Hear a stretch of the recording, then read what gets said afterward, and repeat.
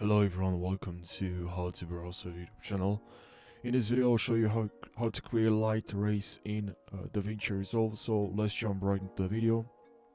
Now right click import media, grab the video, drag it in the timeline, go to the edit panel, enable effects, go to open FX, and here please write light rays.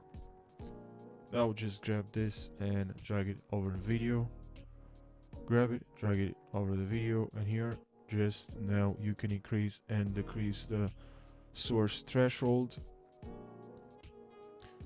Okay, and you can increase the length and soften or not bright, change the color, but don't do that. And composition, subtracts, whatever you want here, blend global, blending, okay, maybe, and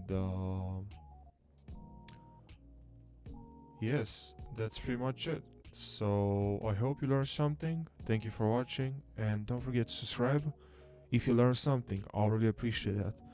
Take care.